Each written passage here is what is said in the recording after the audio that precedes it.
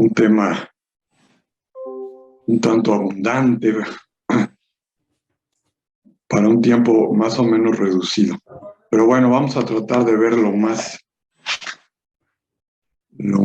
importante, que consideramos más importante. Si ustedes tienen alguna duda, pregunta, pueden con toda confianza interrumpir.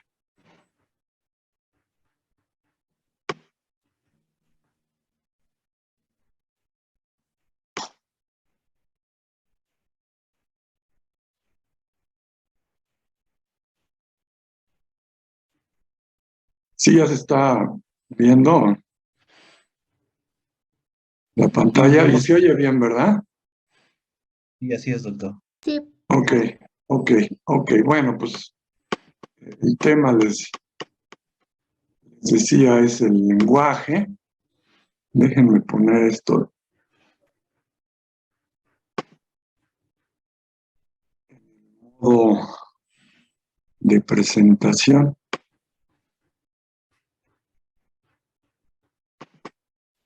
Híjole, esta máquina está un poco lenta, pero bueno, pues vamos a empezar así. Vamos a hablar sobre algunos conceptos básicos en el estudio del lenguaje, qué es, qué partes tiene, digamos, o qué partes tiene para su estudio. Algunas cuestiones interesantes en relación con la conducta, con los procesos cognitivos que implica el lenguaje, y después veremos lo que concierne a la neurociencia del lenguaje, a toda la parte neuroanatómica, de los estudios clínicos y de los modelos que hay para interpretarlo. Y terminaremos con la parte de algunos métodos de estudio del lenguaje que han dado avances a la comprensión de este proceso. Híjole, pues no sale en modo grandote. Espero que por ahí se pueda notar.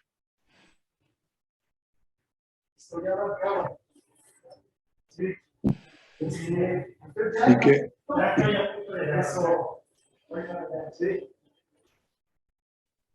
no escucho muy bien, disculpen.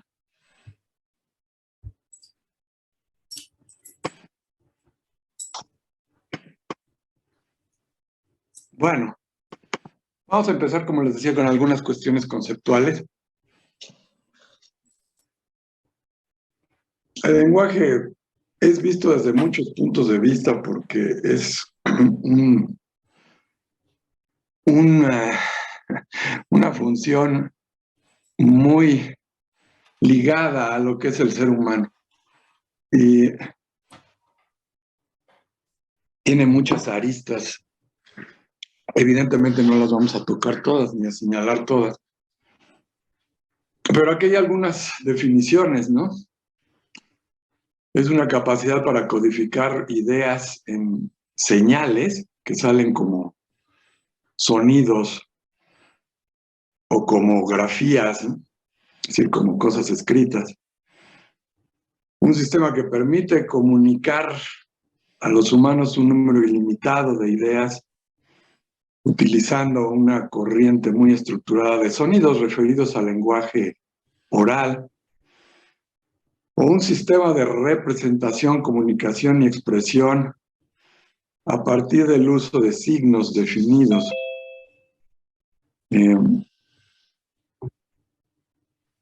Estas son algunas ideas medio abstractas sobre el lenguaje. Podemos decir que tiene 3 dimensiones,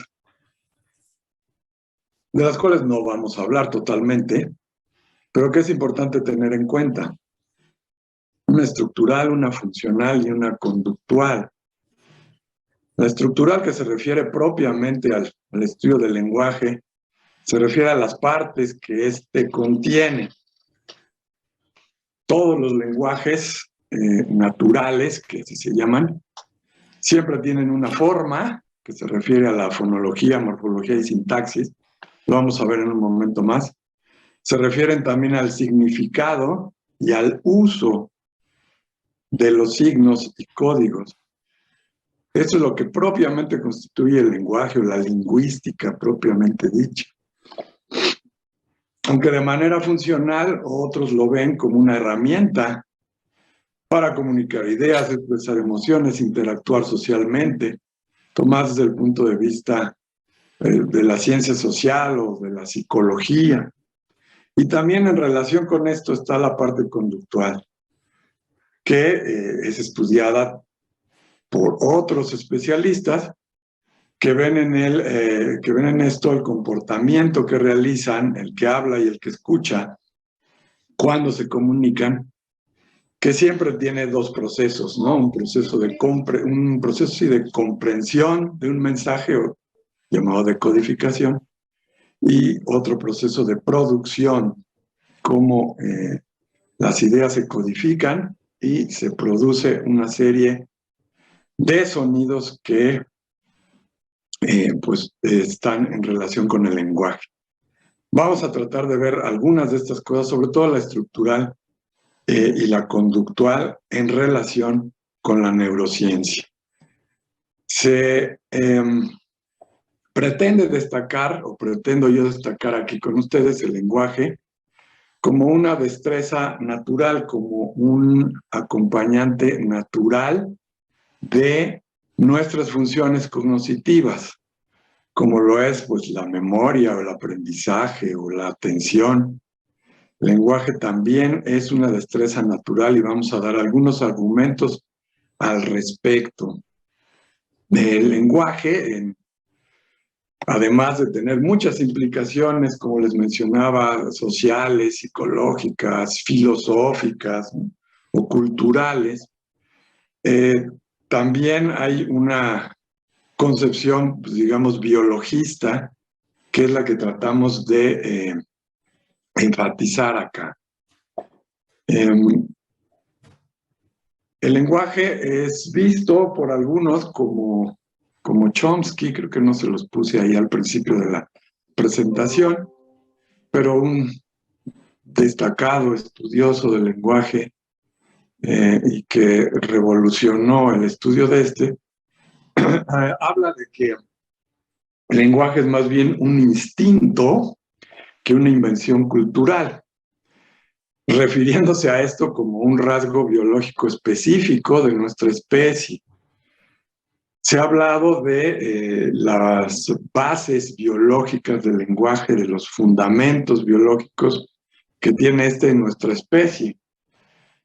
Esto se ve sobre todo con dos cosas. Desde luego, el desarrollo de áreas cerebrales que tienen que ver con el lenguaje o que le dan apoyo al lenguaje tal y como lo conocemos, y además a las adaptaciones de un aparato de fonación, un aparato que produce sonidos en la laringe. La laringe humana es única entre todas las especies porque, tiene un desplazamiento anatómico que permite un mayor espacio de resonancia, por ejemplo, para pronunciar las vocales, pero también para pronunciar una serie muy compleja de sonidos que caracterizan a todas las lenguas que el hombre ha inventado, que ha desarrollado. Esto tiene evidentemente sus fundamentos en la evolución. Tenemos un horizonte por ahí de unos 40,000 años más o menos para el desarrollo desde estos antecesores del Homo sapiens, ¿no? Que empezaron a desarrollar tanto las bases cerebrales como las bases del aparato fonador que les comentaba. Sin embargo, este investigador Chomsky se dedicó a evaluar el desarrollo tan peculiar que tiene el lenguaje desde el punto de vista de la adquisición que tiene el humano para esta función. El lenguaje en el humano emerge muy tempranamente y con una secuencia de desarrollo que es bastante uniforme en los niños de todas las culturas. Esto es lo que hace a Chomsky hablar de que es una capacidad innata y no un invento cultural. Él habla sobre algo que denomina la pobreza de los estímulos, es decir, está la capacidad del humano, está la predisposición que tenemos para adquirir el lenguaje, que con una verdadera pues, carencia o mucha pobreza de los estímulos se puede adquirir sin ningún problema. A partir también de la simple exposición del niño, del bebé, al entorno lingüístico de los adultos. No hay maestros, no hay escuelas, no hay procesos específicos que como que nos obliguen a adquirir el lenguaje, ¿no? Las situaciones en donde lo adquirimos no están muy estructuradas. Los niños de cualquier cultura o en un ambiente de analfabetismo igualmente lo adquieren sin corrección, sin refuerzo. Extraen las reglas para utilizar adecuadamente el lenguaje a partir del habla de su entorno sin tener que expresarse de manera muy propositiva. Vienen, digamos, ya dispuestos de un equipamiento conceptual, ¿no? Sobre el cual se construye los etiquetados lingüísticos, o sea, las palabras específicas que designan acciones, adjetivos, verbos que vamos a usar. Y la vinculación específica, por ejemplo, entre objetos concretos y sus nombres, se facilita por el señalamiento que los adultos hacen a los bebés a través de miradas, a través de gestos, a través de señalar expresamente y dar etiquetas léxicas, es decir qué palabras están en relación con lo que se está señalando. La adquisición de todos los lenguajes semeja a un proceso de maduración que tiene también una fase que se llama periodo crítico, ¿no? Periodos en donde es muy importante que el bebé esté expuesto al lenguaje, que el bebé tenga una audición normal, ¿verdad? Es muy importante en el caso de los niños sordos, para adquirirlo, y en el caso de los sordos, pues para no adquirirlo, ¿no?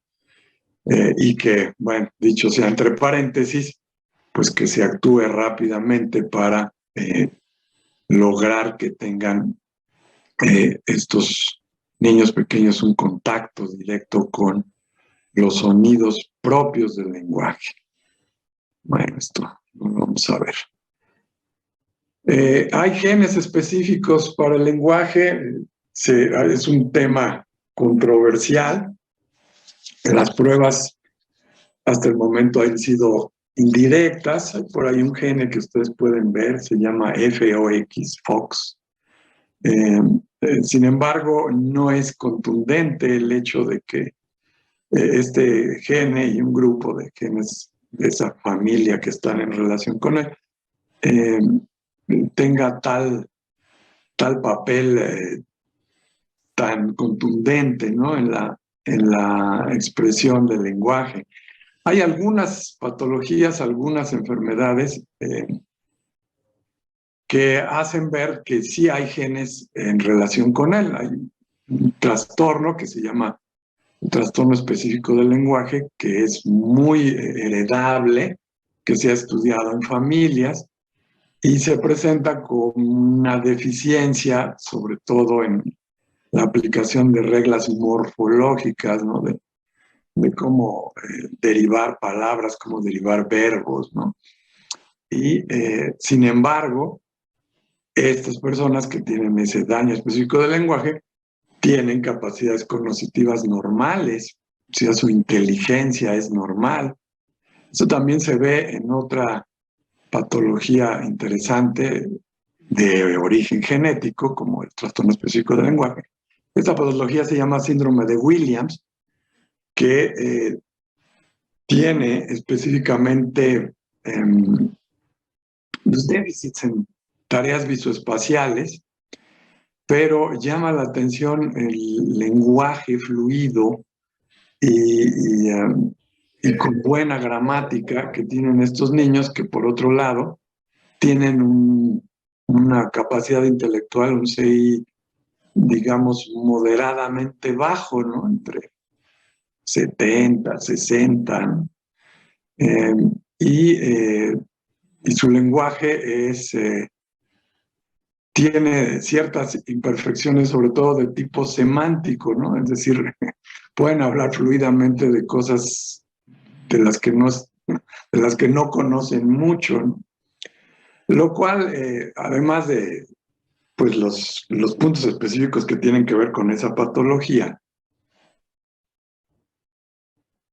nos hablan de que el lenguaje es como una habilidad específica y no, como algunos piensan, una manifestación de la inteligencia en general.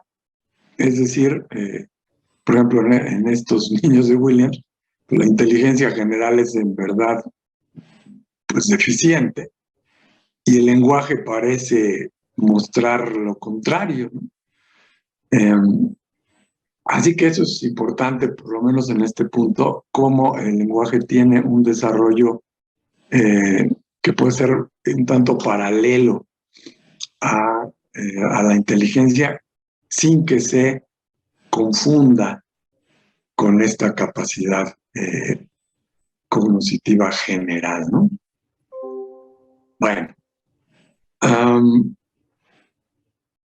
aquí hay otros rasgos mencionados por Chomsky y por muchas otras personas que han estudiado el lenguaje, de cómo esta capacidad es intrínsecamente o únicamente humana. Se han hecho intentos por enseñar el lenguaje a algunos primates, con resultados más o menos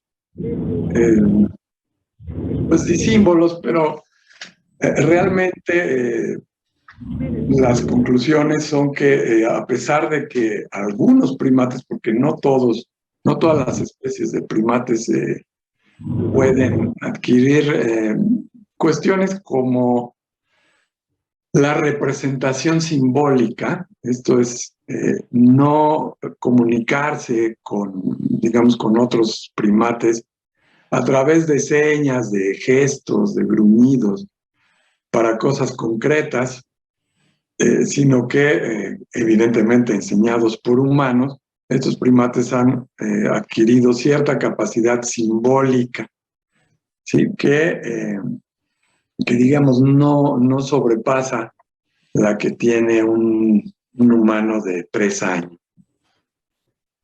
Bueno, los rasgos que hacen al lenguaje humano distinto de otros sistemas de comunicación, ya sea de primates o en otras especies, son las siguientes. El lenguaje en todos los humanos es un proceso audio-vocal, ¿sí? Basado en sonidos que son vocalizables. El ejemplo o contraejemplo sería las personas sordas, en quienes puede surgir el lenguaje a través de gestos. El lenguaje siempre tiene una intencionalidad comunicativa, que como dicen los psicólogos requiere una teoría de la mente, es decir, requiere que nosotros nos pongamos en el lugar de nuestro oyente para comunicarle cosas. Es decir, que no estemos hablándole al espejo, sino a otro ser humano que nos puede entender. Bueno, hay esto ya más técnicamente, hay estructuras gramaticales compartidas que se utilizan o que utilizamos para comprender como para producir. Y esto evidentemente tiene que ser compartido por el hablante y por el oyente. Este 4 es importante, el número 4. El mensaje que se da en el lenguaje humano está desplazado respecto a los contenidos, ¿sí? Es decir, además de que podemos comunicar cosas concretas que ocurren en este momento, en este lugar, podemos hablar de sucesos que pasaron hace mucho tiempo, sucesos que están distantes en el espacio, teorías complicadas que no hemos visto, o incluso inventar cosas, ¿no? Y deleitarnos a través de chismes o de fantasías que no existen. El lenguaje humano, a diferencia de los otros, produce y comprende oraciones que nunca antes se habían producido ni se habían oído, y son comprendidas y son producidas. Bueno.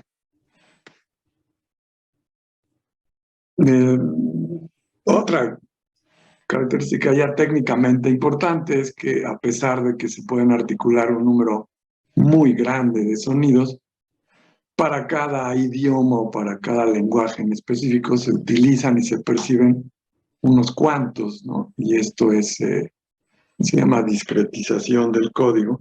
Y esto es una realidad para cualquier lenguaje que ustedes me digan.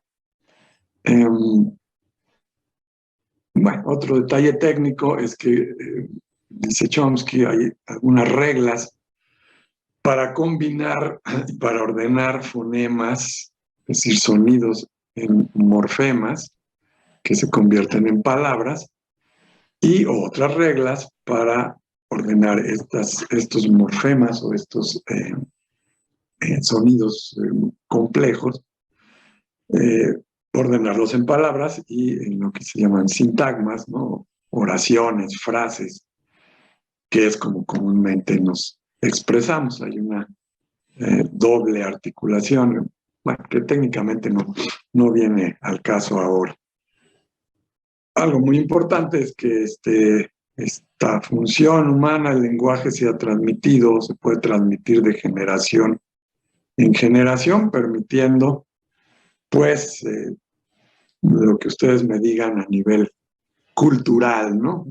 Todo el conocimiento que tiene la humanidad actualmente, pues ha sido transmitido a través de generaciones por medio del lenguaje, primeramente oral, y hace no muchos años, por ahí calculan 4 o 5 mil años, a través del lenguaje escrito.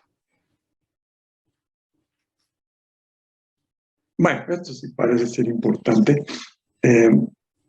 Digamos, argumento de las personas que dicen que el lenguaje es más bien un fenómeno cultural basado en cosas biológicas, pero finalmente cultural, es la diversidad de las lenguas que hay entre la humanidad, ¿no? Que ha habido. Como dice la transparencia, esta diversidad, este dinamismo de lenguas, parecieran ser más propios de la invención y de la evolución de un artefacto cultural que de destrezas innatas que, digamos, por tener un origen biológico y ser gobernadas por genes en primera instancia, pues deberían estar más rígidamente determinadas. Lo que les comenté sobre los genes no implica que no existan genes que estén involucrados en el lenguaje. Sin embargo, el papel de ellos no es tan claro. Y se subraya mucho la dependencia de estos genes del entorno lingüístico en que se desarrollan los niños, ¿no? Es decir, hay esta doble influencia. Pero volviendo al tema, se supone entonces que si fuera algo muy biológico, pues debería ser como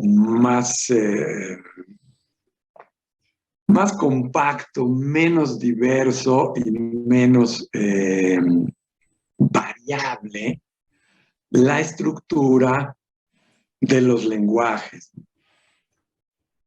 Y aquí lo que esta caricatura de Chomsky dice, ¿no? Dice, bueno, el lenguaje como tal, es decir, una lengua como el inglés o el maya o el chino, no son innatos. Lo que es innato es el dispositivo biológico, cerebral, etcétera, para adquirirlo. Eso es lo innato. Y esa es la teoría de innatismo de Chomsky, que también menciona, si nos ponemos en un nivel descriptivo suficientemente abstracto, que es como él se puso en los años 50 a hacer una teoría sobre todos los lenguajes, encuentra una serie de rasgos universales que tienen todos los lenguajes favorables a la idea de un diseño único, es decir, que tuviera una base biológica para el lenguaje humano. Y estas son algunas de estas características abstractas o rasgos universales que tienen todas las lenguas del mundo. Todas las lenguas tienen las mismas categorías léxicas. En todos los lenguajes del mundo hay sustantivos, adjetivos, verbos, adverbios. ¿Sí? En todas las lenguas del mundo hay esto que llama categorías sintagmáticas, o sea, frases y oraciones, ¿no? Sintagmas nominales, como la casa azul, o sintagmas verbales, como la casa azul está en la montaña. ¿Sí? Existen reglas sobre qué orden más o menos estricto deben seguir las palabras. ¿Alguien está preguntando algo? Si oye una voz a lo lejos, ¿no? Pero sí son. Bueno, sigo. Hay estas cosas que se llaman afijos, estas partículas de palabras que ustedes conocen para hacer... Hola, buenos días, ¿qué tal? Buenos días. Sí, ¿vas a preguntar algo, a participar en algo?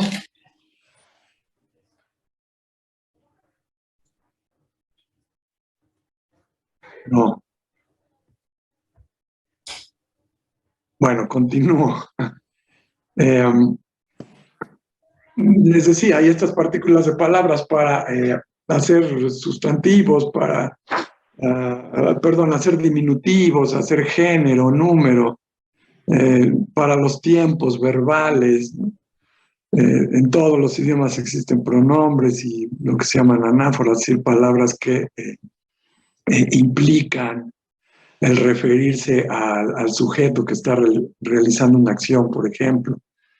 En fin, estas cuestiones estrictamente lingüísticas que ustedes conocen bien porque ustedes alguna vez las vieron en alguna clase de español o gramática o todo esto, pues no solamente existen para el español, sino existen para cualquier lengua, que era a lo que se refería este notable investigador. Pero bueno, No sé si esto quede suficientemente claro, porque esto le da base a Chomsky para pensar que lo que tenemos en el cerebro al nacer es una serie de facilidades en el cerebro para adquirir todas estas características que vienen aquí en relación a una lengua en especial, ¿no?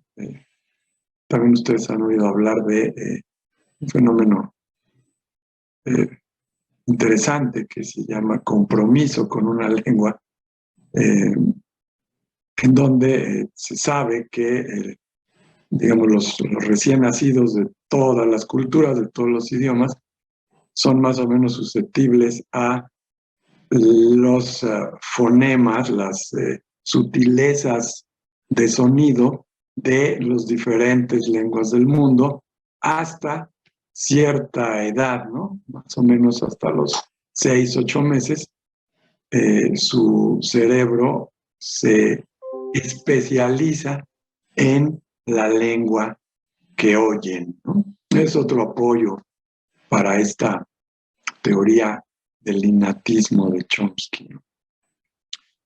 Bueno, ¿para qué sirve el lenguaje? Básicamente sirve para comunicarse y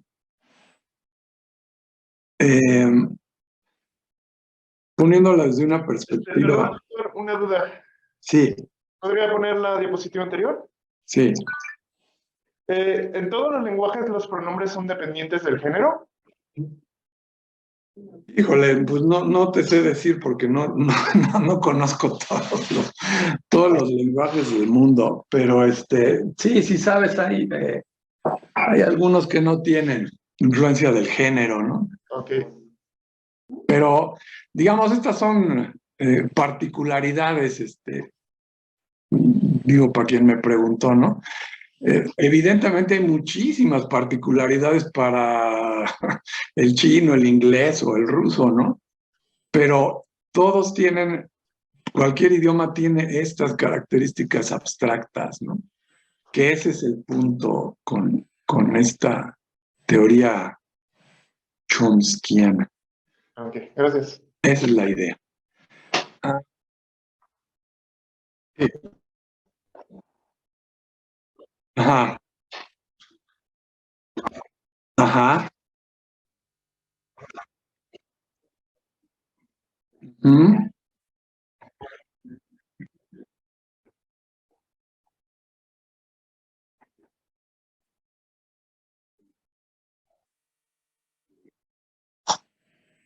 Ajá.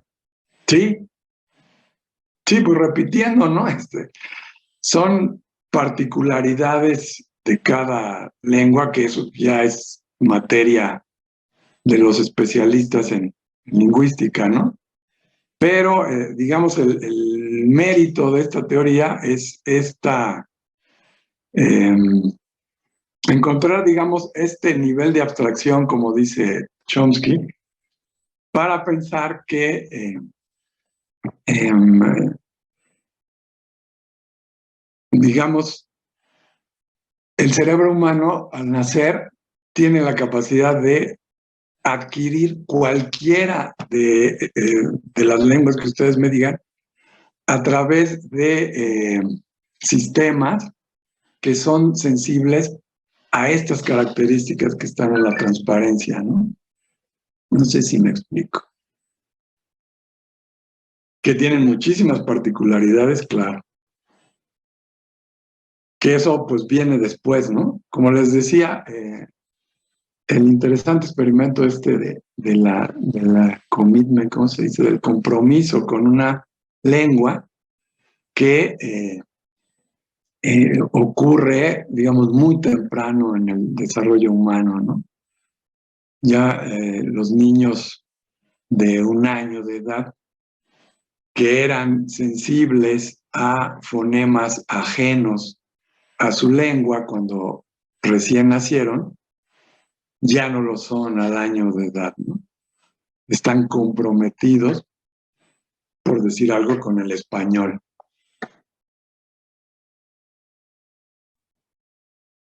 Les decía que desde un punto de vista más evolutivo, el lenguaje humano permite adaptarse a un medio ambiente que es cada vez más complejo, como ustedes lo pueden comprobar. Permite ampliar el conocimiento, permite aprendizajes nunca antes vistos o nunca antes imaginados, mucho más allá de la experiencia directa de cada uno de nosotros, ¿no? A través de un libro, a través de un video, ustedes pueden aprender cuestiones que no imaginaron, ¿no? O a las que tendrían muy difícil acceso. Y todo esto se logra a través de este código que llamamos lenguaje. Ay. Bueno, esto creo que no viene muy al caso ahora. Vamos a ver entonces cuestiones más específicas que tienen que ver con el lenguaje ya como tal, sería técnicamente, y las bases neurobiológicas que tiene este proceso. Resumiendo entonces lo que estábamos platicando hace un momento, que era más conceptual el asunto, es el lenguaje es finalmente un sistema de comunicación específicamente humano, un rasgo biológico específico de nuestra especie, no una adquisición cultural, que tiene funciones comunicativas que tienen todas las ventajas que mencioné y son desde luego mucho más variadas que los sistemas de cualquier comunicación animal. Tiene una estructura fonológica, semántica, sintáctica, que es única y que no tienen los otros sistemas de comunicación animal. Como les decía, estructuralmente el lenguaje tiene varias partes que veremos ahora. Para la comunicación es preciso aislar y reconocer los sonidos de un mensaje que constituyen la fonología del español, por ejemplo. Después, identificar esos sonidos como palabras y asociarles un significado para finalmente, como sucede en las frases con las que comúnmente nos expresamos, analizar qué estructura gramatical tiene ese mensaje para que también está en relación con su significado. Y finalmente, a través de otra función del lenguaje, evaluar la interpretación que sale de todo esto, teniendo en cuenta el contexto actual, el momento en que está produciéndose ese mensaje, quién me lo está diciendo, y además la experiencia anterior que me permita comprender ese significado. Así las diferentes, pues digamos, partes del lenguaje, ciencias que estudian el lenguaje, también tienen como una representación, un fundamento biológico, ¿no? La fonología, les decía, es el sistema de sonidos que caracterizan a cada uno de los lenguajes.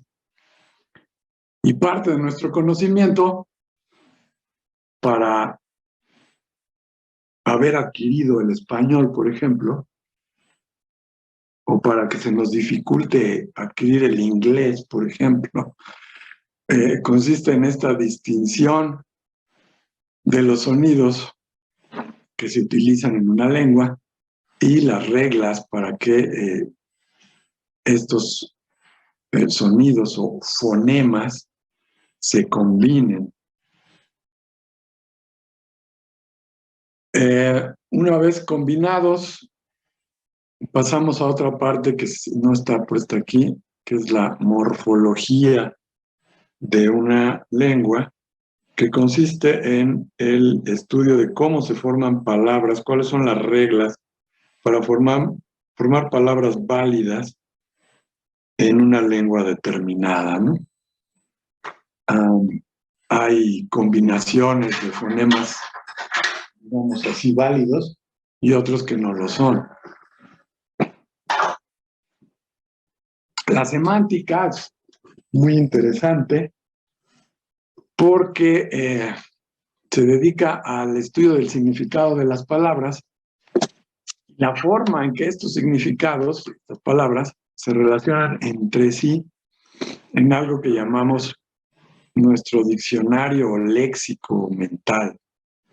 Es sumamente importante a la hora de comprender el lenguaje, desde luego, a la hora de ver o de entender el significado que tienen las diferentes oraciones.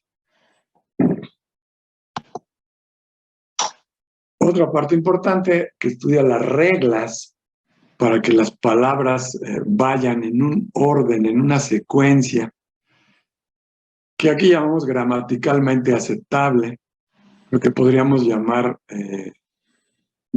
válida para ser entendida. Esto es asunto de la sintaxis, ¿no? El lenguaje también contiene una sintaxis y el cerebro también tiene una parte ahí dedicada a analizar esta secuencia gramaticalmente aceptable para obtener tanto bueno, digamos, a lo que sirve la sintaxis no es para juzgar la corrección con la que habla una persona o con la que escribe una tesis un alumno, ¿no? Sino para dar significado. El fin último del lenguaje es encontrar significado, y a eso contribuyen la sintaxis y la semántica. Otra parte muy importante en el estudio del lenguaje se llama pragmática. ¿Cómo se utiliza el lenguaje para obtener diversos objetivos de comunicación con nuestros semejantes? Hay reglas sociales para usar apropiada o, no quiero decir inapropiadamente, sino de forma, pues, ¿cuál es la palabra? De forma diferente a lo aceptado el lenguaje, ¿no? Aquí entra todo esto de los chistes, los sarcasmos, la doble intención al querer expresar una idea de manera diferente, de manera, pues, que puede ser chistosa, que puede ser grosera, en fin. En todo esto está involucrada una rama que estudia el lenguaje, que es la pragmática, ¿no?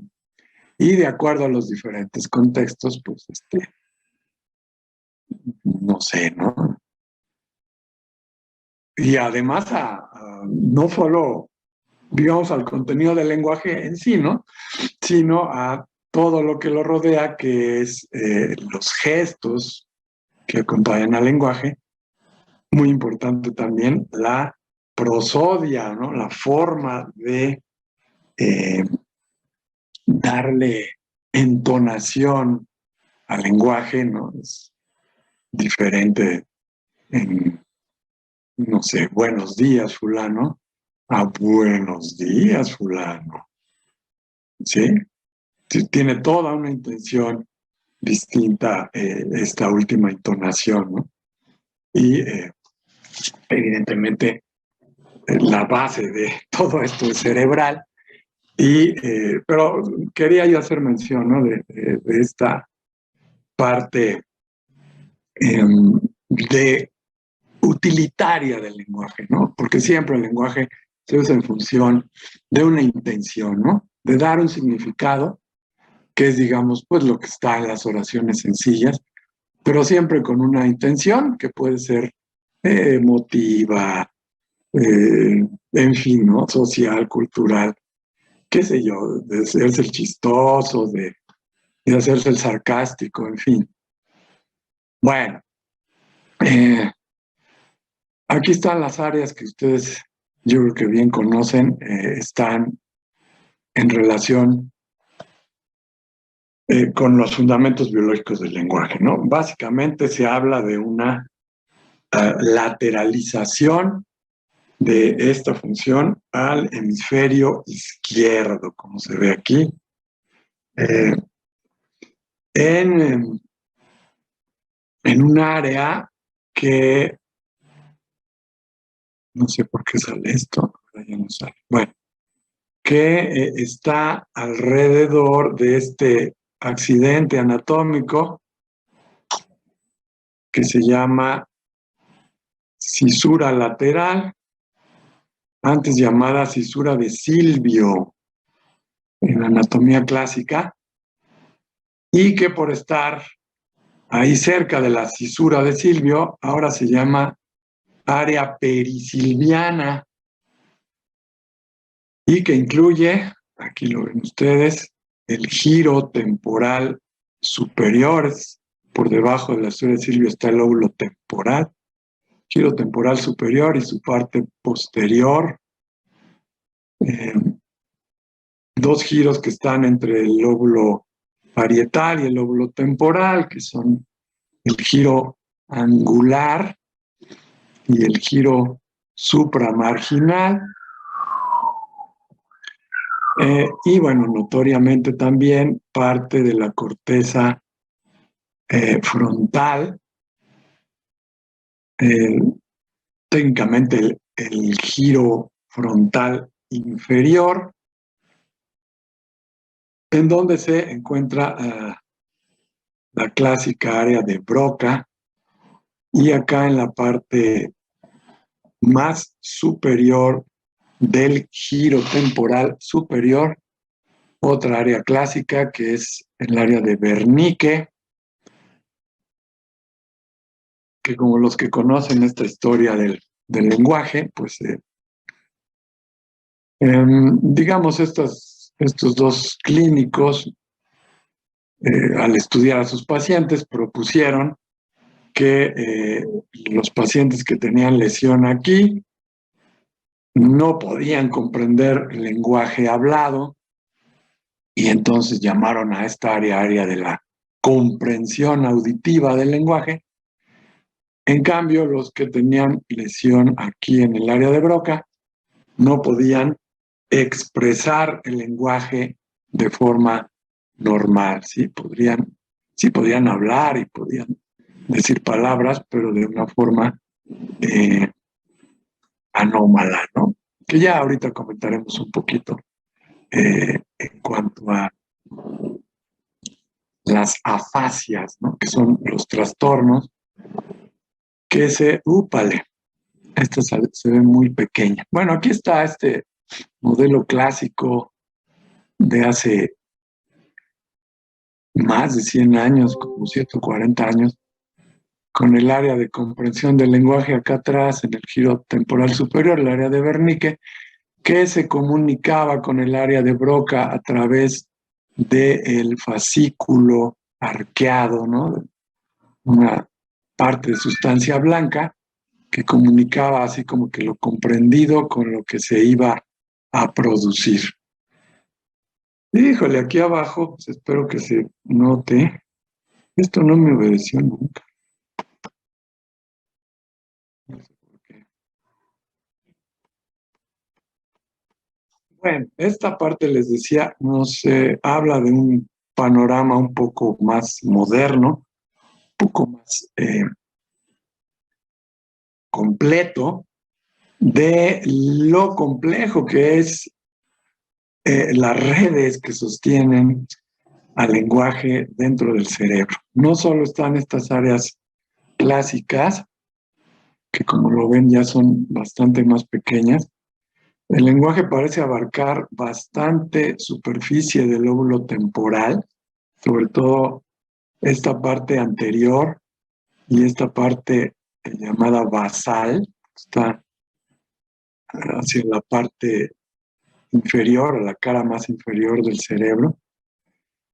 Implica otras áreas, ya habíamos hablado del giro angular y supramarginal, otras áreas también del lóbulo parietal en la parte inferior,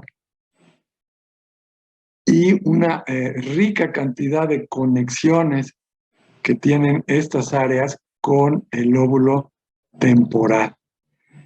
Y además de la clásica área de Broca aquí, se han implicado varias porciones de la corteza frontal,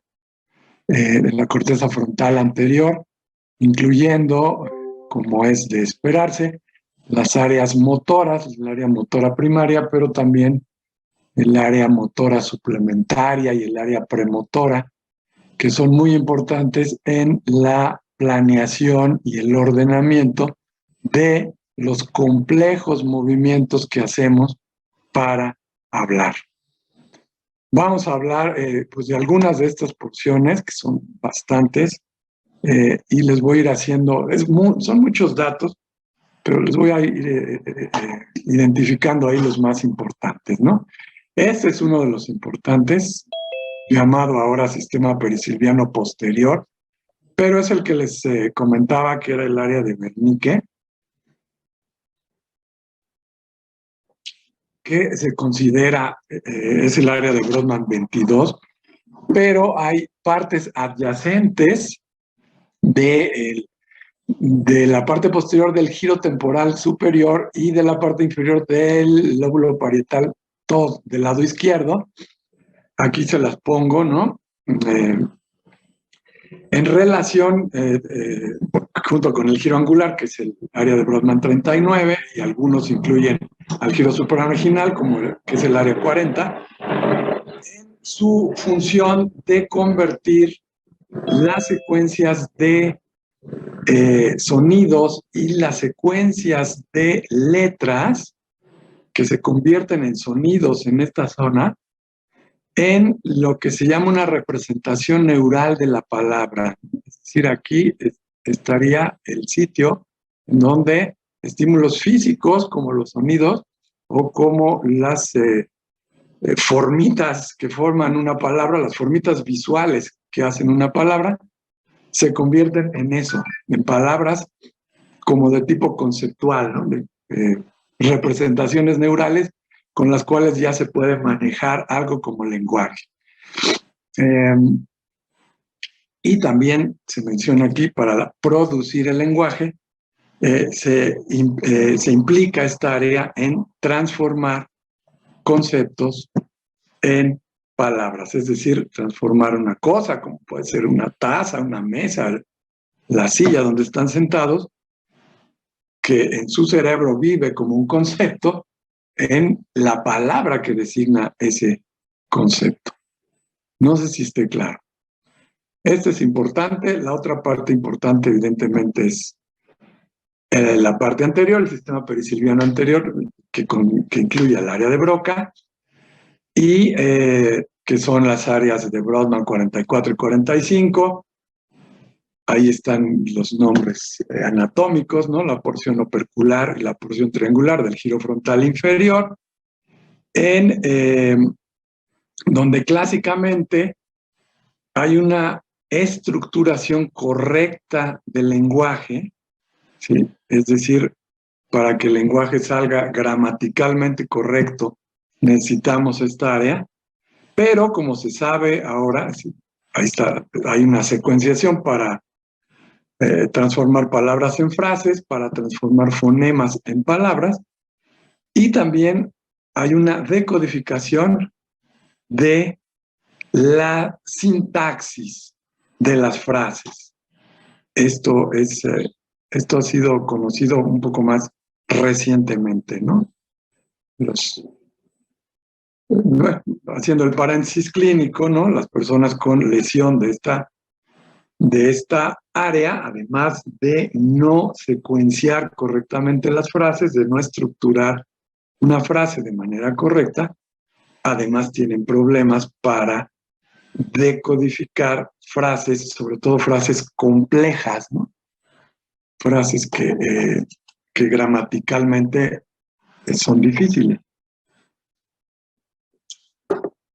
Bueno, estas dos son las partes que les decía importantes. Ahí está, ¿no? Bueno, el área de Broca siempre tiene una mención especial. Tiene un programa de coordinación motora para vocalizar, ¿sí me explico? Para que salgan los sonidos en una serie sucesiva que sea inteligible, ¿sí? El área de Broca tiene conexiones con la corteza motora que va a todas estas regiones, cara, lengua, cuerdas vocales, músculos de laringe, faringe y boca, para hacer una complicadísima programación y se emita el fonema ma en vez de otro fonema. En fin, o sea, articulación, área de Broca. Sin embargo, hay que recordar que el control de esta secuencia, de esta intensidad de las contracciones musculares, también está influenciada y regulada por la corteza motora, les decía, por la corteza premotora, por la corteza motora suplementaria, específicamente para regiones de la cara, de la laringe, de la boca, y también hay influencia del cerebelo, de los núcleos basales y de la corteza sensitiva que está en relación con estas regiones de la cara y de la faringe, de la garganta, que nos permiten articular el lenguaje. Muy importante también, y no olvidarlo, un sistema que ha sido estudiado recientemente, que antes se consideraba nada más como una simple conexión entre el área de Broca y de Wernicke, y que es el fascículo arqueado, llamado también fascículo longitudinal superior, que conecta a estas dos áreas en principio, pero ahora se sabe que no solamente conecta al lóbulo temporal con el lóbulo frontal, sino también con el lóbulo parietal. Y no solamente la conexión parece ser de atrás hacia adelante, del temporal al frontal, sino en las dos direcciones.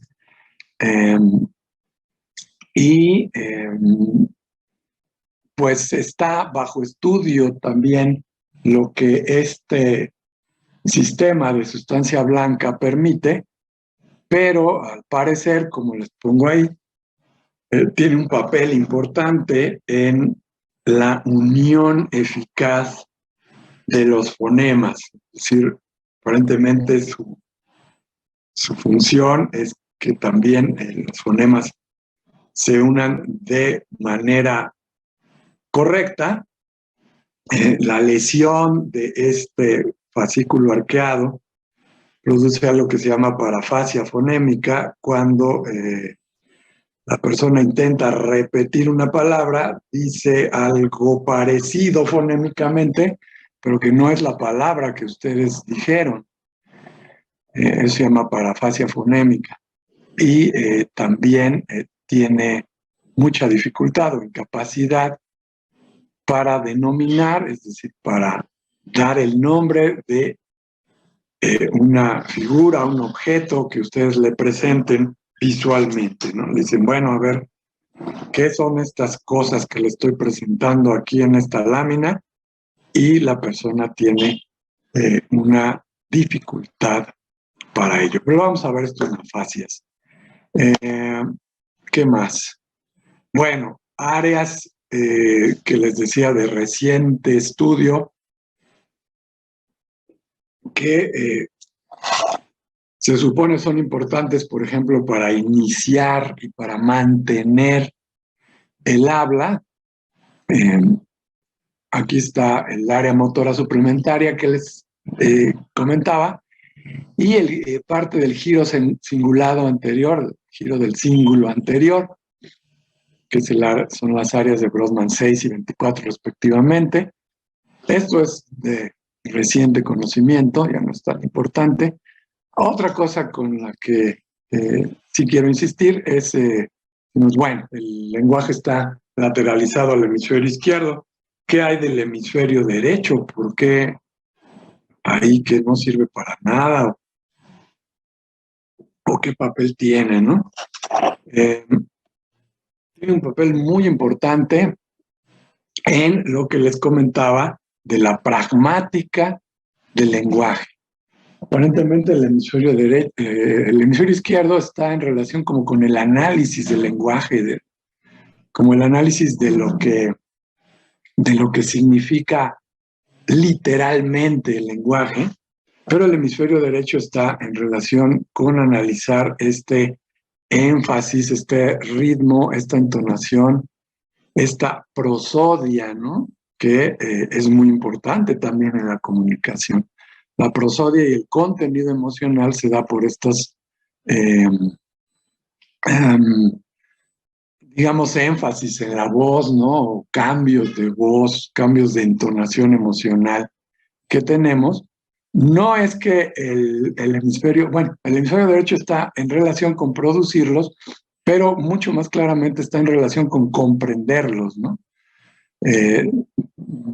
Vale decir también que las personas que tienen lesión del hemisferio derecho, pues tienen dificultades con la pragmática, ¿no? Tienen dificultades con entender chistes, con entender sarcasmos, con entender la intención emocional que tiene una persona cuando cambia su entonación al hablar. Ok. Ese es el papel importante del hemisferio derecho, ¿no? Otras regiones, aquí está la ínsula, que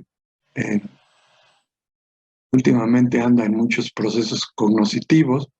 Parece ser importante para planear y para coordinar los movimientos articulatorios también necesarios para hablar. Pues, está en relación también con la llamada fascia de Broca. Ok, ahorita lo explico eso. Y muy importante, las regiones, les decía, del lóbulo temporal, el polo temporal izquierdo, es decir, la punta del lóbulo temporal, lo más anterior, está en relación con esta recuperación de nombres de lugares y personas especiales o específicas, también o más bien en relación con la memoria semántica, ¿no? Con la memoria autobiográfica también que tenemos. Al parecer es un almacén de estos lugares y nombres especiales, ¿no?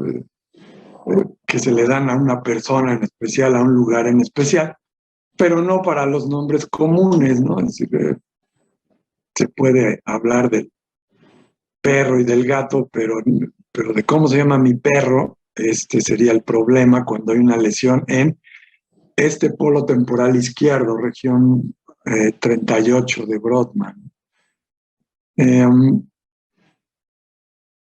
También más hacia la parte posterior de esta región, ahí la cosa es al revés, ¿no? Aparentemente aquí se guardan los nombres comunes y por alguna razón, por alguna conexión con la región anterior, también hay dificultad para recordar los nombres especiales. Pero estas regiones no se tenían en cuenta en el sistema del lenguaje y ahora sí. Y bueno, hay experimentos interesantes más o menos recientes hechos con pacientes que presentan estas lesiones, y estudios muy minuciosos de imagen también, han hecho ver que esta región inferotemporal izquierda, la que queda en la cara basal, guarda características que nos ayudan a recordar por un lado, los nombres de cosas naturales y por otra, en otra región cerebral vecina a esta, los nombres de cosas hechas por el hombre, ¿no? De herramientas y utensilios, de cosas que no son naturales. Aparentemente, el cerebro se vale de mecanismos distintos para identificar unos y otros. Bien, aquí está un poco esto, muy grueso esto, ¿no? Muy gruesa aquí la representación del lóbulo temporal en la parte anterior e inferior. Esto, ¿se acuerdan? Es la anterior donde están los nombres de personas y de lugares específicos. Aquí no se ve esto muy bien porque en realidad es en la cara basal, es decir, en esta parte inferior, pero hay una diferenciación para los nombres, para recordar las características que tienen y de ahí evocar un nombre sobre todo de cosas naturales, aquí dice animales, pero son en general cosas naturales. Pero el experimento se hizo específicamente con animales, pero bueno, por eso lo hice así. Y lo de la otra área para identificar utensilios y herramientas hechos por el hombre. Aquí están, las lesiones más características en la región de Wernicke, en la región de Broca y en este fascículo arqueado que las une. Las lesiones, como les decía, se llaman afasias, ¿no? Afasia es un trastorno del lenguaje que tiene su origen en el cerebro, ¿no? Que tiene su origen en esta región. Las cuestiones periféricas, es decir, las otras lesiones que impliquen a los músculos o a otras partes del sistema nervioso que coordinen los movimientos para hablar, no se consideran afasias, disartrias, tienen otros nombres. Bueno, como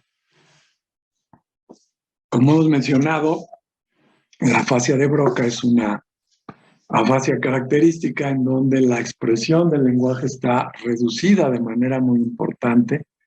El habla no es fluida, pero sí es espontánea, es decir, pueden tratar los pacientes de contestar las preguntas que se hagan, pero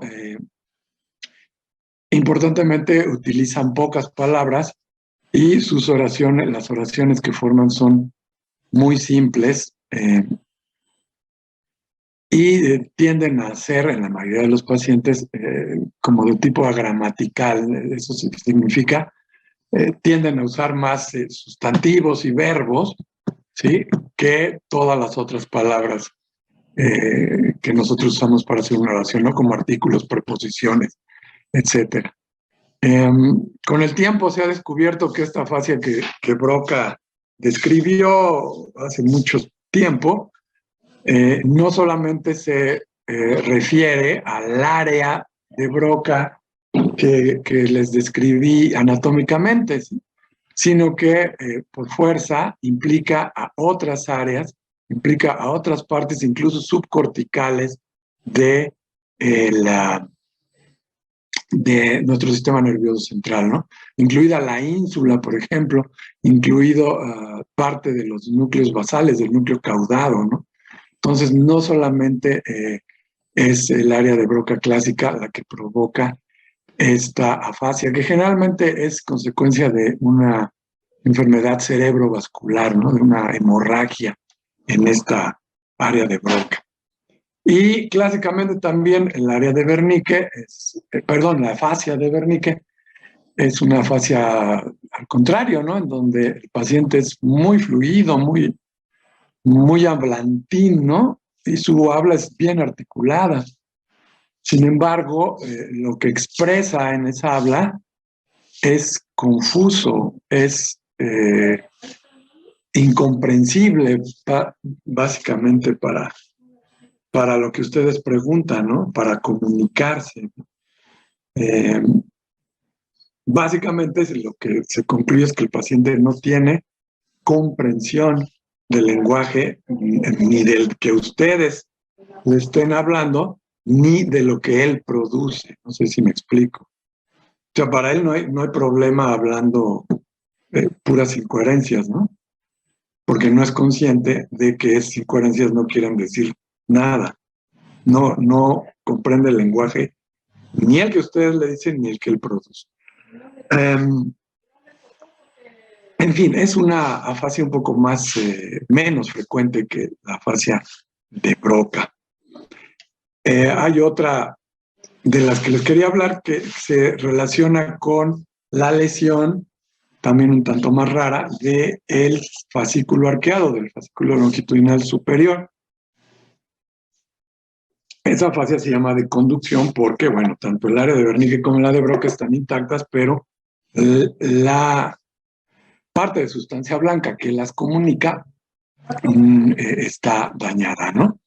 En general tienen una buena habla con defectos de articulación, ¿no? Lo que les comentaba de esta unión de los fonemas para articular de manera inteligible una palabra o una frase, y la comprensión más o menos en su mayor parte está conservada, y algo muy característico es que una prueba que se hace en clínica para probar las afasias es la capacidad que tienen los pacientes de repetir palabras, ¿no? Si ustedes dicen una serie de palabras y él las repite, y esta capacidad está bastante reducida, bastante comprometida, ¿no? Hay todo estudio de estas afasias, pero esto sirve para ilustrar un poco lo que hemos comentado acerca de la distribución anatómica del lenguaje.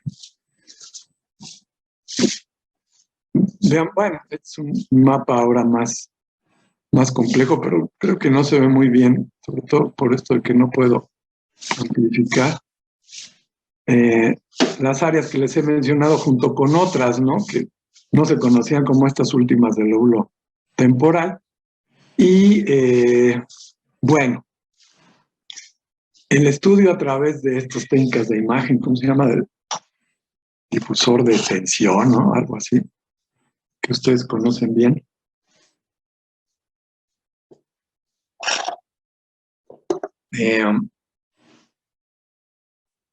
En relación a que el fascículo arqueado, que les había mencionado, pues no es, digamos, una unidad, no es un solo fascículo, sino que tiene diferentes segmentos que aparentemente, bueno, no aparentemente, sino conectan diferentes regiones y aparentemente logran integración de regiones que son, estas integraciones pueden ser comunicadas a otras regiones, ¿no? Ya que es un fascículo bastante largo que conecta los lóbulos, dije, temporal, parietal y frontal, ¿no? No solamente las áreas de Wernicke y de Broca como se pensaba en un principio. Y además han surgido otros fascículos que ven en la de abajo. No sé si se vea, perdonen por el tamañito de la transparencia, pero ven otro, ¿no? Que aquí está en color verde, se llama fascículo inferior longitudinal. Este fascículo también que es como ayudante del fascículo...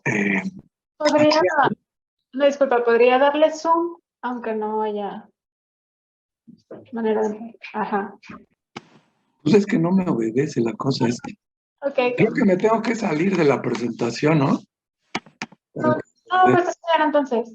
Pero bueno, les mando la presentación y ahí ya lo pueden amplificar bonito.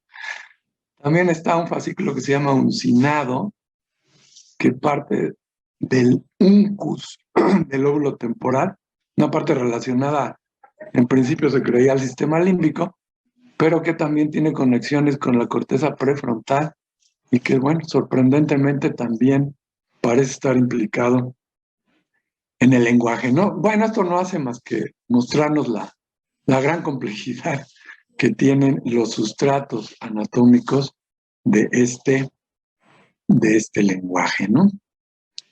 Bueno, vamos a, si no hay preguntas o algo así, a ver algo, ¿no? Sobre los métodos de estudio del lenguaje que han tenido mucho auge en los últimos tiempos a través de los estudios de imagen, pero también importantemente los estudios electrofisiológicos a través de algo que se llama los potenciales relacionados con eventos, ¿no? Que creo que ya les hablaron de eso, ¿cierto? Sí, ¿verdad? Ya ustedes tienen antecedentes de esto, ¿no? Díganme algo, jóvenes. Ya vimos imagen, ya vimos potenciales, ¿no? Pues sí, se nos explicó del electroencefalograma y que a veces está en un estado de reposo, puede ser dirigido hacia alguna prueba en específico. Ya. Bueno, si algo de eso tiene que ver con los potenciales relacionados con eventos, vienen del encefalograma, como ahora diré. Y bueno, aquí están características muy básicas que ustedes conocen seguramente. Las técnicas de electrofisiología, sobre todo los potenciales, tienen una magnífica resolución temporal, pero pobre resolución espacial, al revés de las técnicas de imagen, ¿no? Ambos no son invasivos y, bueno, el costo también de estas técnicas es bastante distinto, ¿no? Están como sale cuando cotizan en un hotel, ¿no? En signos de pesos. Ok. Bueno, los potenciales relacionados con eventos, como decía el compañero, vienen del encefalograma y el chiste de ellos es que el encefalograma se sincroniza de manera muy precisa en el tiempo con un estímulo, S. Y después se dan al sujeto una serie grande de estímulos y se toma un promedio de las respuestas a cada uno de estos estímulos y se hace un promedio como este, y de aquí pueden estudiarse la secuencia de eventos funcionales que tienen que ver con un fenómeno que nos interese. En este caso, por ejemplo, el lenguaje.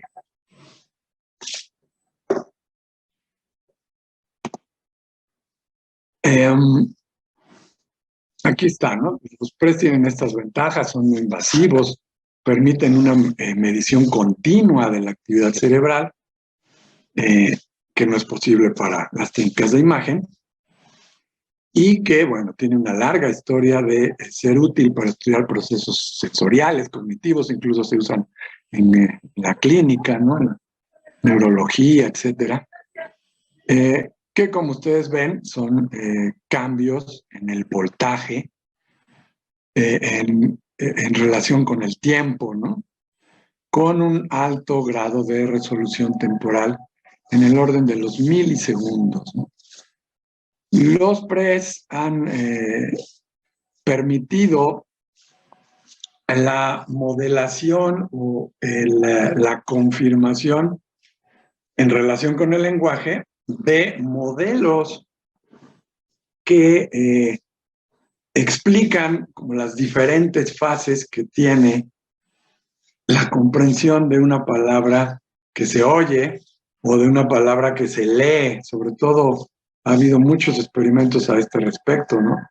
Una palabra escrita sufre un análisis visual por la corteza occipital.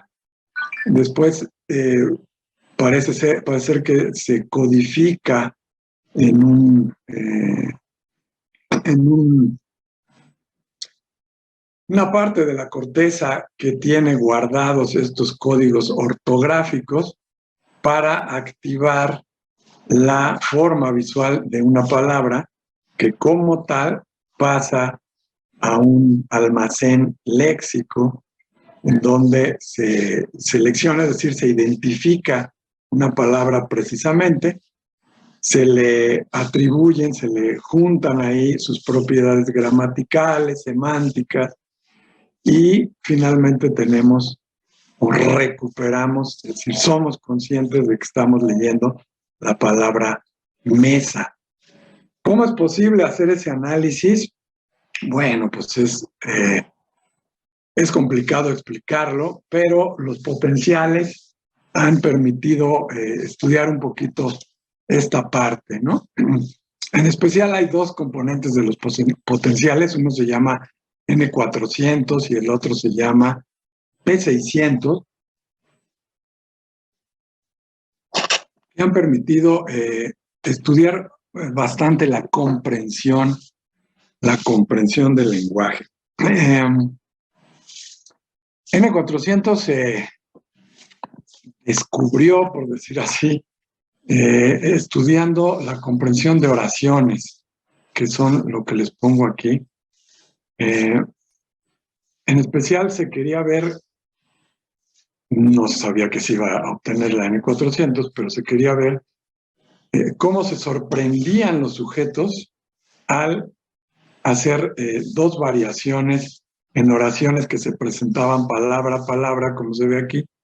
Aquí está una palabra, esa es la respuesta del potencial a esa palabra, a esta, etcétera. Y a la palabra final se quería ver, bueno, aquí está la palabra normal, aquí está su respuesta.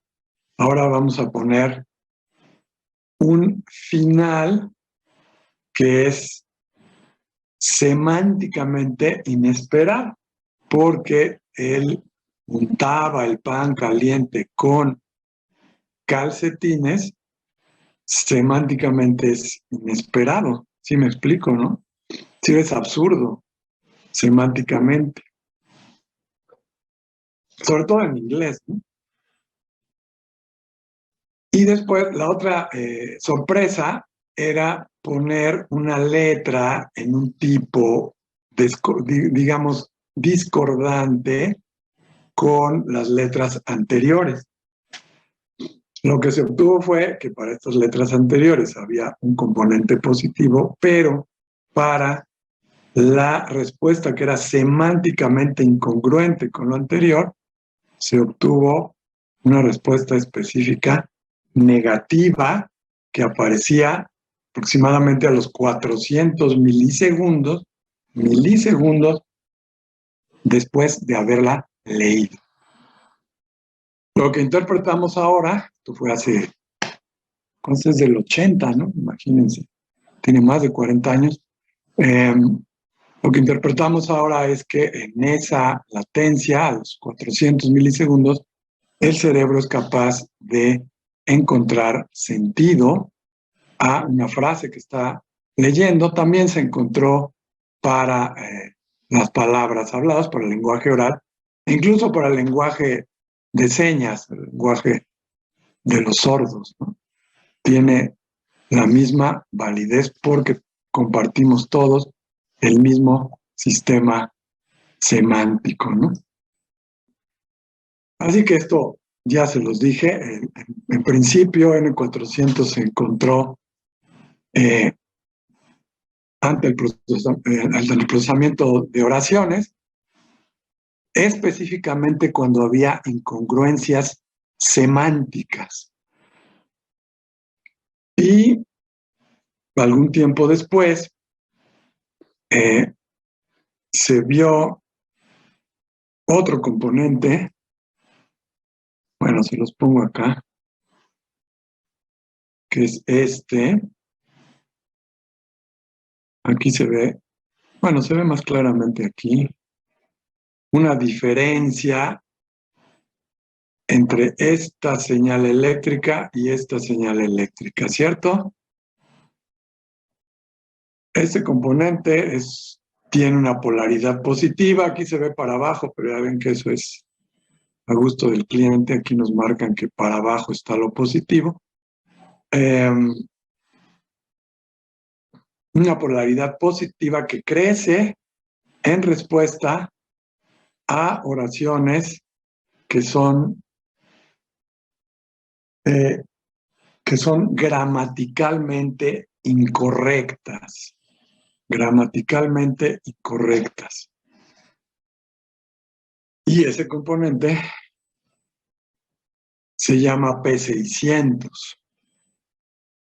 El P600 resultó ser un componente un tanto más complicado de estudiar que la N400, Muchos estudios desde los años 90 lo han asociado a violaciones gramaticales en la concordancia de sujeto-verbo, en la concordancia de género, en otras violaciones gramaticalmente más complejas que se dan en lenguas justamente como el inglés, como el alemán. Pero sin embargo es bastante consistente y su estudio ha permitido también la comprensión de los fenómenos que ocurren para comprender el lenguaje, lo que tiene que ver con, como les decía, la parte semántica, la parte de significado, a lo que se agrega también la parte sintáctica, ya que si tenemos problemas gramaticales para expresarnos, esto dificulta de alguna forma o cambia el estado de nuestro cerebro para la comprensión. Les muestro acá un ejemplo concreto que hicimos en el laboratorio con niños que tienen problemas de aprendizaje, ¿no? Uno de sus defectos principales, pues, es su problema de lectura. Aunque hay muchas explicaciones al respecto, obtuvimos dos conclusiones muy claras, ¿no? Que estos niños tienen dificultades para procesar semánticamente las oraciones y también para procesarlas sintácticamente, a través del estudio de los componentes N400 y P600, ¿no? Bueno, ¿cómo se hace el procesamiento semántico? Se presentan, como ustedes ya saben, como se presentan en muchos otros, en los estudios de muchos otros procesos cognitivos, ¿no? No solo el lenguaje, ¿no? En memoria, en atención, se presentan dos clases de estímulos, ¿no? Unos a los que se atiende y otros a los que no se atiende. Y aquí, pues unas oraciones que están bien escritas, se entienden bien, son semánticamente congruentes y se comparan con las que no lo son, ¿no? Entonces, se presenta palabra a palabra a los niños una frase como esta. Y bueno, ellos tienen que decir si estaba bien o si estaba mal, o si la entendieron o no. Y después, digo, entremezcladas hay toda una serie de cosas técnicas que hay que cuidar para hacer el experimento, ¿no? Pero no me voy a extender aquí en eso. Se compara contra esto, ¿no? Algo que es exactamente igual, en donde la última palabra cambia totalmente el sentido de la frase. Entonces, se toma el encefalograma, ¿no? Se registra al niño, tal como ustedes ya saben, le han enseñado o han visto, y se promedian por separado las respuestas a las oraciones semánticamente congruentes para después compararlas con las que son incongruentes semánticamente. Y entonces, en promedio, en estos niños obtuvimos del lado derecho las respuestas de los niños del grupo control y del lado izquierdo las respuestas de los niños del grupo de trastornos de aprendizaje. Todos ustedes ven aquí, bueno, eran 3 tipos de oraciones, por eso no viene al caso ahora. Estas son las respuestas de los niños normales a las oraciones semánticamente incongruentes, y esta es la respuesta a las congruentes. Vean la diferencia que hay. La diferencia, bueno, se llama efecto N400, muy, digamos, muy consistente, incluso en niños, bueno, que están en los primeros años de la primaria, pero que saben leer y decodificar, ¿no?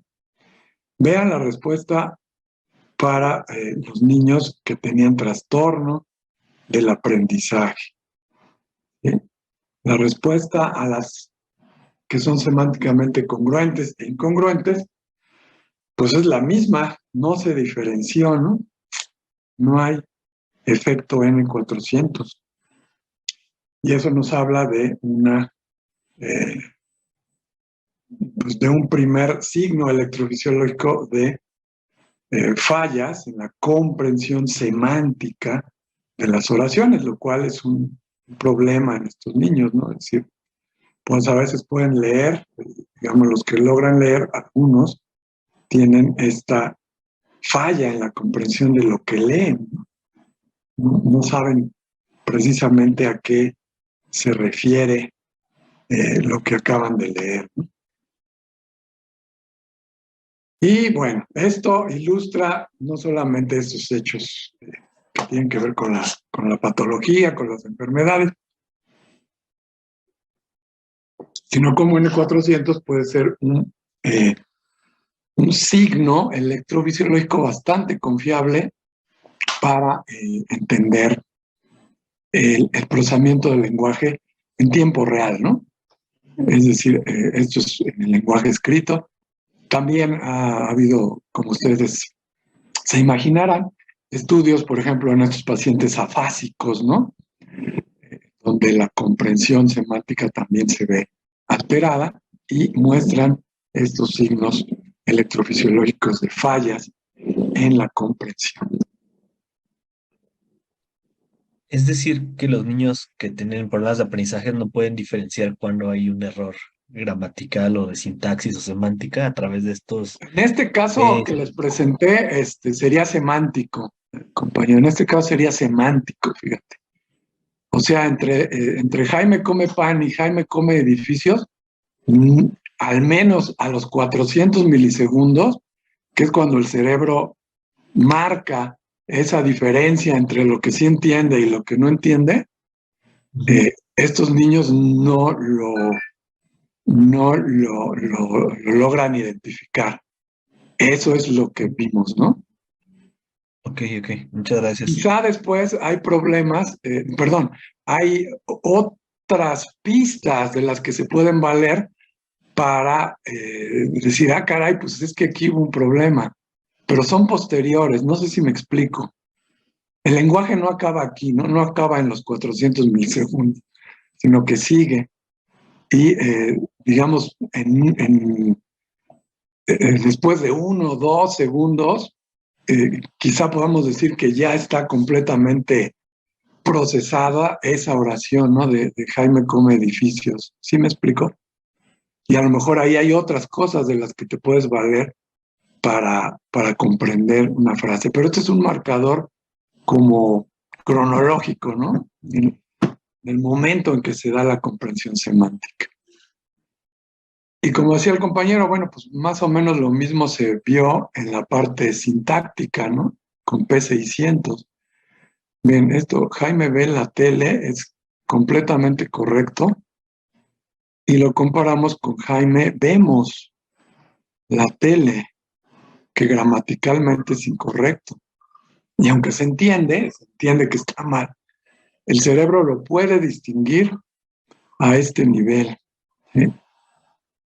Al nivel de los 600 milisegundos, que es el pico máximo de esto, pero como ven, tiene una duración más o menos prolongada hasta los 1000 milisegundos por ahí. Esta es la respuesta a la oración mal hecha, la oración gramaticalmente incorrecta, y esta la oración correcta. Los niños con problemas de aprendizaje no tienen una real diferenciación entre las dos, como se ve acá, ¿sí? Más o menos las respuestas son parecidas. Entonces, esta pues, incomprensión del lenguaje también afecta, como decía el compañero, tanto la parte semántica como la parte sintáctica del lenguaje. Bien. Bueno, veamos algunos estudios de imagen que también le han dado mucho avance al estudio de este fenómeno.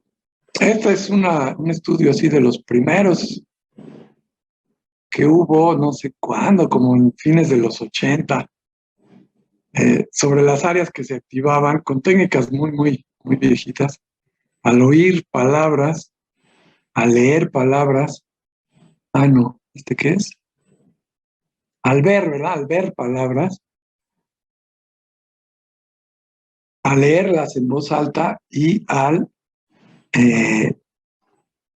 producir palabras, ¿no? Es decir, como dice ahí, formarlas. Como ven, pues más o menos las cosas no son tan sorprendentes. Área auditiva al oír, área visual al ver. Al leerlas, además de estas áreas, se activan las áreas motoras porque vamos a producir las palabras. Y al formar las palabras sí hay una mayor sorpresa porque el área de Broca estaba activada. Pero ha habido más avances después de esto. Les voy a poner dos. Híjole, qué lástima que no puedo, más que saliéndome de aquí, ponerles una imagen más grande. Esos son estudios clásicos de qué sucede cuando se reconoce el lenguaje hablado. Como ven, bueno, salta a la vista primero que no solamente el hemisferio izquierdo, sino también el hemisferio derecho se activa. Y bueno, se ven con mucho más precisión las áreas clásicas, pero también hay otras áreas insospechadas, sobre todo subcorticales que no se ven acá, y partes del cerebelo, ¿no? Que también se activan para reconocer las palabras, ¿no? Aquí la tarea era repetir palabras, reconocerlas y repetirlas, lo que activó las áreas motoras también, además de las áreas de reconocimiento de palabras. Acá en esta fila, aquí nada más se escuchan las palabras, debería haber mostrado esta primera. Se parece mucho a la anterior, ¿no? A la de Petersen. Y hasta abajo está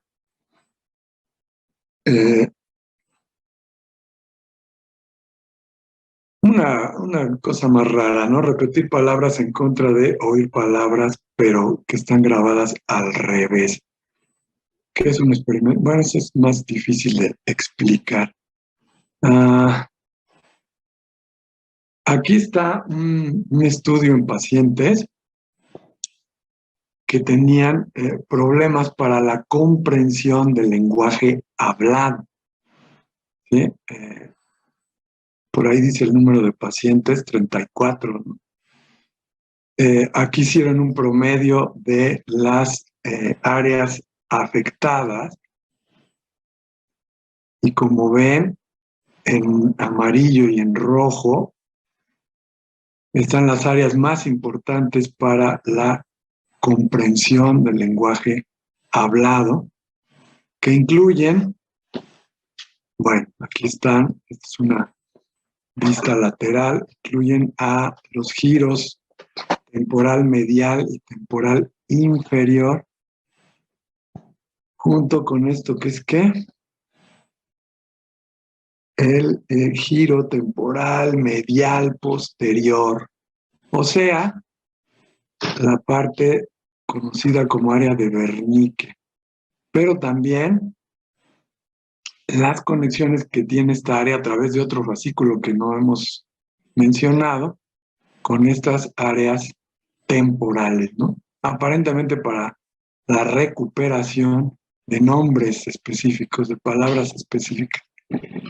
Y por otro lado también esta área temporal inferior con el cingulado, la corteza cingulada posterior.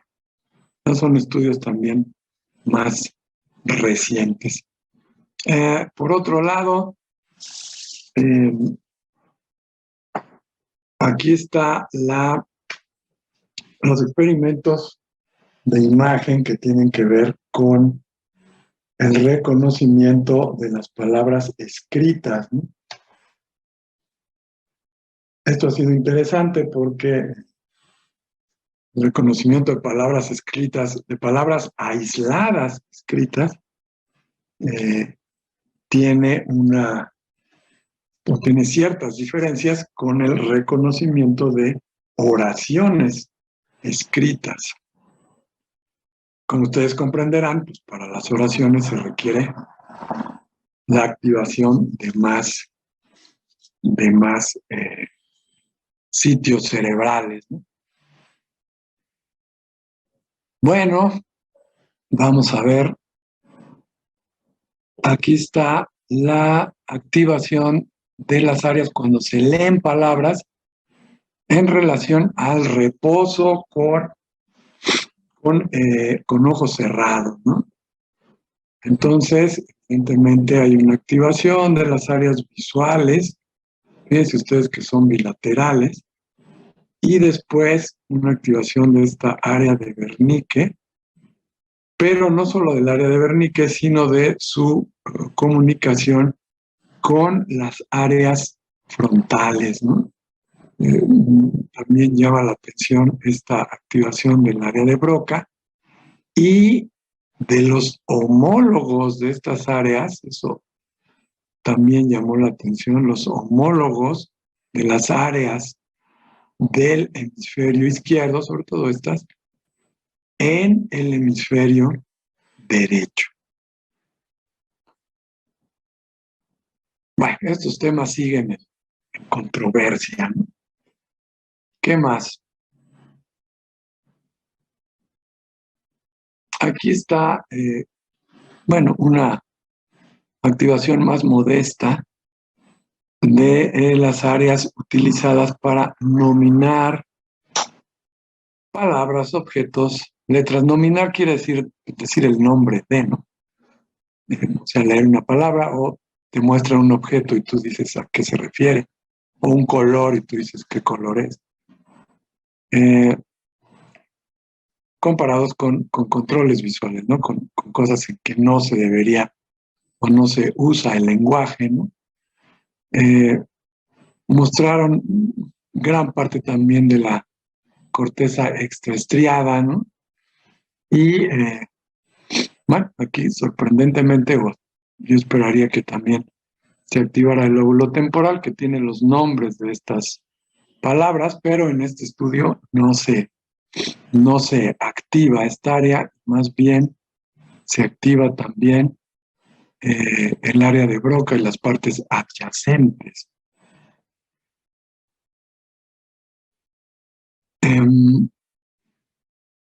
Y bueno, algo interesante sucede abajo, en donde se compara, bueno, un fenómeno que más del estudio de los lingüistas, ¿no? El comparar la lectura de pseudopalabras, es decir, aquellas palabras que siguen todas las reglas de morfología, por ejemplo, del español, pero que no quieren decir nada, ¿no? Y se comparan con palabras que sí tienen un significado. De modo que ponemos a trabajar al cerebro en cosas que no son útiles, pero de todas maneras se activan relativamente las mismas áreas que procesan el lenguaje escrito, pero vean cómo se activan otras que de alguna forma tratan de convertir ese disparate que es la pseudopalabra a algo que tenga sentido y, bueno, se activan parte del lóbulo parietal, el área de Wernicke curiosamente no se activa, y también el área de Broca, que parece estar activa en todas estas tareas lingüísticas en los estudios de imagen, ¿no? Sin embargo, no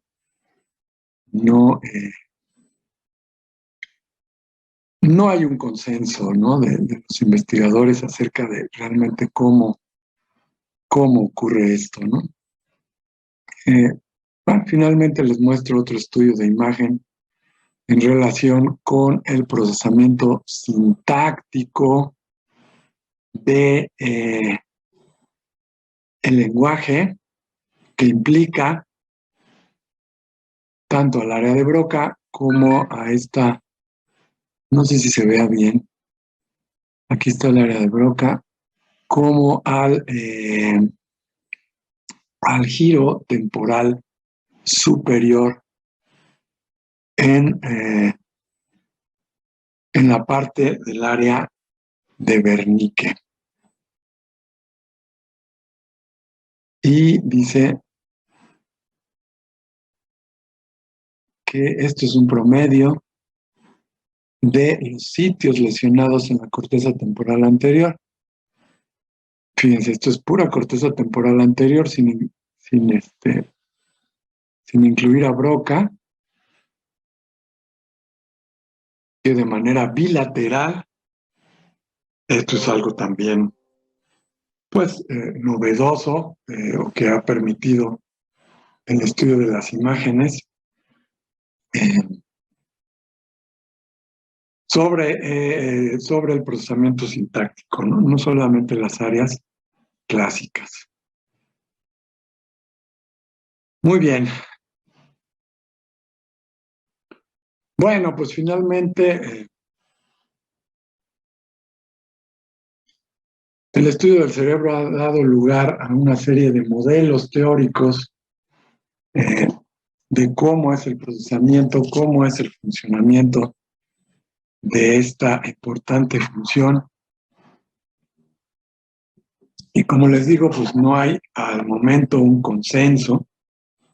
Varios modelos han recibido apoyo, ¿no?, de estudios empíricos, tanto electrofisiológicos como de imagen, como estudios en clínica, ¿no?, de pacientes que tienen lesiones, de pacientes que van a ser operados, ¿no?, del cerebro, y los cuales se pueden experimentar, ¿no?, con estimulaciones de diferentes sitios cerebrales, y que, por cierto, también han mostrado que estas áreas clásicas del cerebro que se ven en las imágenes también muestran una gran variabilidad de individuo a individuo en la localización precisa de estas funciones lingüísticas.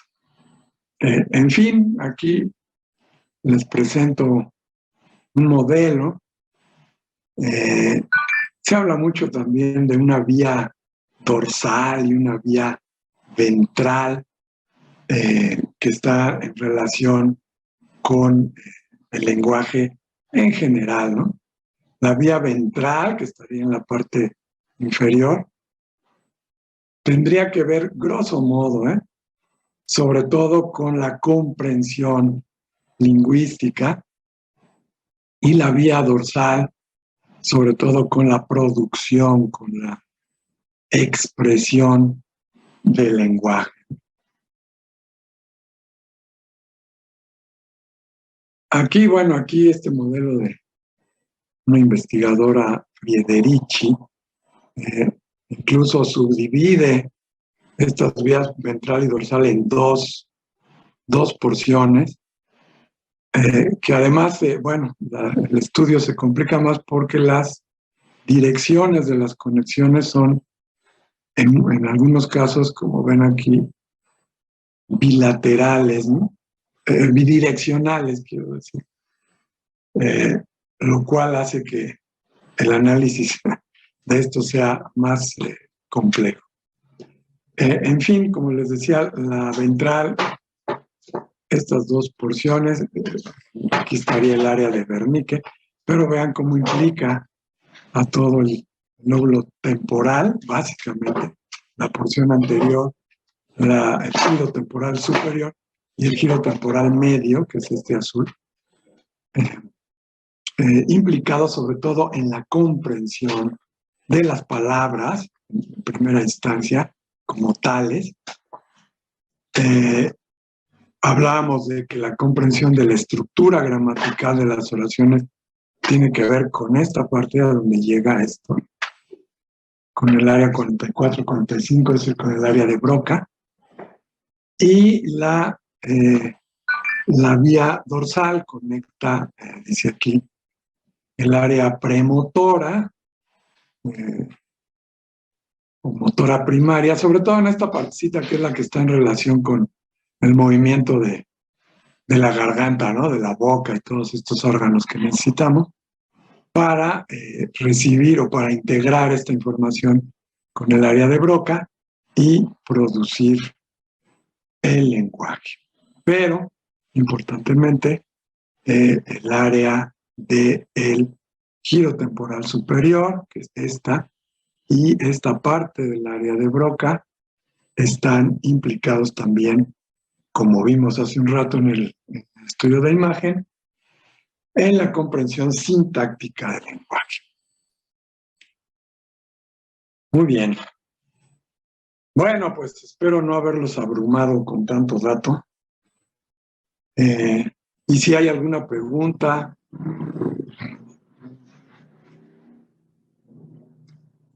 alguna inquietud. No, doctor, quedó todo claro.